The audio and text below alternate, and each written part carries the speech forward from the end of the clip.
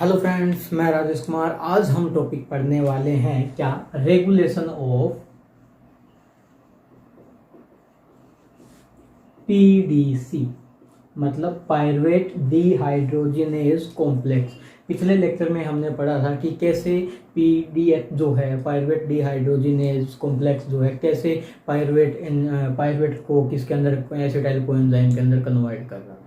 ठीक है, अगर किसी ने नहीं पढ़ा है तो मतलब डिस्क्रिप्शन में लिंक मैंने डाल दिया है, वहाँ पे जाके आप पढ़ लेना। ठीक है, तो आज हम पढ़ने वाले हैं कि रेगुलेट कैसे होगा। हमने ये पढ़ा था पायरुवेट से क्या बन रहा था, acetyl coenzyme. Acetyl coenzyme A यहाँ पे जो काम कर रहा था, पीडीएच कॉम्प्लेक्स काम कर रहा था। ठीक है, पीडीएच कॉम्प्लेक्स। अब ये पीडीएच कॉम्प्लेक्स हम डिटेल में पढ़ चुके हैं पिछले लेक्चर में। ठीक है, तो अब हम ये देखें कि इस पीडीएच को कैसे रेगुलेट कर सकते हैं, इस साइकिल को कैसे रेगुलेट कर सकते हैं, इस स्टेप को कैसे रेगुलेट कर सकते हैं। ठीक है, तो 2 मॉलिक्यूल ऑफ पायरुवेट। ठीक है, तो ये हमारे पास स्टेप था। यहाँ पे ये पूरा स्टेप लिख देता हूँ मैं। NAD प्लस कन्वर्ट हो रहा था किसके अंदर, NADH और कार्बन डाइऑक्साइड। ठीक है, हाँ, तो हम ये पिछले लेक्चर में पढ़ चुके हैं कि पीडीएच कैसे काम करता है, डिटेल में पढ़ चुके हैं। आज हम जो रेगुलेशन पढ़ने वाले हैं पीडीएच का, वो कैसे रेगुलेट करते हैं वो देखते हैं। देखो, ये है पीडीसी। ठीक है, मैंने इधर भी लिख दिया एक पीडीसी। ठीक है, चलो यहाँ देख लेते हैं पीडीसी। तो किस केस के अंदर ये एक्टिवेट होगी, और पीडीसी जो कॉम्प्लेक्स है, पायरुवेट डिहाइड्रोजिनेज कॉम्प्लेक्स जो है, किस केस के अंदर एक्टिवेट होगा और किस केस के अंदर इनहिबिट होगा, वो फैक्टर हम देखने जा रहे हैं। ठीक है, तो पीडीसी जो है, पीडीसी मैं बोल रहा हूँ काइनेज। काइनेज क्या करके जा रहा है, फॉस्फोराइलेट करेगा पीडीसी का। ठीक है, अगर फॉस्फोराइलेट करेगा, phosphorylate form of PDC is inactivate. ठीक है, तो फिर ये एक्टिवेट किस फॉर्म में होगा, तो ये एक्टिवेट होगा, मैं बता रहा हूँ, ये यहाँ पे एंजाइम है पीडीसी फॉस्फेटेज। पीडीसी फॉस्फेटेज क्या करेगा, इस फॉस्फेट को रिमूव आउट कर देगा। अगर ये फॉस्फेट रिमूव आउट हो गया तो पीडीसी जो सिंपल जो है, ये मेरे पास एक्टिव फॉर्म होगी, और तब पीडीसी एक्टिव होगा तभी पायरुवेट कन्वर्ट होगा किसके अंदर, एसिटाइल कोएंजाइम ए के अंदर। ठीक है, तो अब हम देखने वाले हैं कि कौन से केसेस जो हैं, कौन से केस है, कौन से फैक्टर हैं जो पीडीसी को रेगुलेट कर रहे हैं। ठीक है, ये तो मैंने देख लिया कि फॉस्फोराइलेट फॉर्म जो है इनएक्टिवेट होगी, और जो फॉस्फोराइलेट फॉर्म नहीं है वो एक्टिवेट फॉर्म होगी। ठीक है, तो पिछले लेक्चर में मैंने बताया था कि जो पीडीसी जो है, it is made up of 3 सब unit, E1, E2 and E3। ये E1, E2, E3 क्या है, ये पिछले लेक्चर में मैं बता चुका हूँ। अगर किसी ने वीडियो नहीं देखी है तो डिस्क्रिप्शन में मैंने लिंक डाल दिया है, वो डाल के देख लेना वहाँ पे जाके। ठीक है, तो E1 कैसे काम करेगा, मैं एक एक केस लेके बता रहा हूँ। इसके अंदर क्या होगा, E1 जैसे देखो, अगर मैं बोल रहा हूँ कि ATP की कंसनट्रेशन मैंने ज़्यादा कर दी सेल के अंदर। ठीक है, तो ये क्या करेगा, ये एज ए काइनेज मतलब फॉस्फेट ग्रुप को ट्रांसफ़र कर देगा E1 सब यूनिट के सेरिन अमाइनो एसिड को, मतलब फॉस्फोराइलेट कर देगा। ठीक है, अगर ATP की कंसंट्रेशन ज़्यादा है तो फॉस्फोराइलेट फॉर्म मैंने अभी देखी है पीडीसी की, वो क्या होगी, वो इनएक्टिवेट होगा फॉस्फोराइलेट फॉर्म में।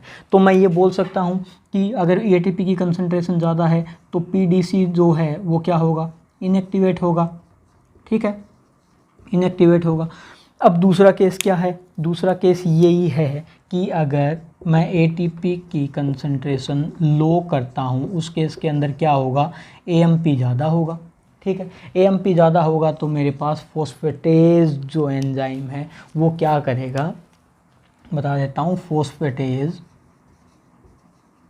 फोस्फेटेज एंजाइम जो है रिमूव आउट कर देगा इस जो फॉस्फोराइलेट हुआ था सेरिन सब यूनिट, ठीक है। E1 की जो सेरिन सब यूनिट है यहाँ से रिमूव कर देगा फॉस्फेट ग्रुप को, ठीक है। अगर रिमूव हो गया फॉस्फेट ग्रुप तो फिर ये मेरे पास एक्टिव फॉर्म में आ जाएगा, मतलब पीडीसी मेरे पास क्या होगा, एक्टिव, यहाँ पे इनएक्टिव।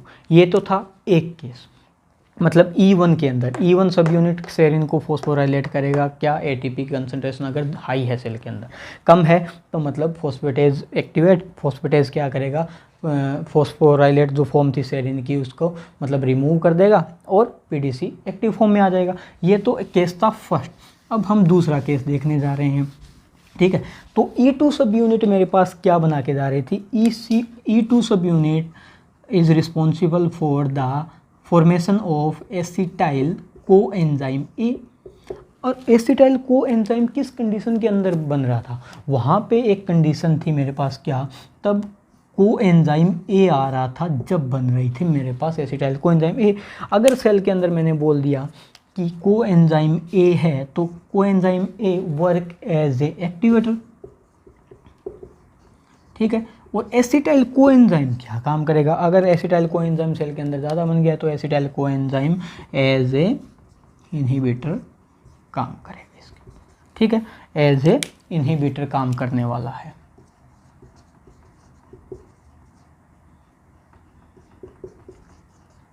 ठीक है, तो यही केस था कि जो ये केस बता देता हूँ मैं क्या था कि पायरुवेट कन्वर्ट हो रहा था एसिटाइल कोएंजाइम के अंदर, एसिटाइल कोएंजाइम।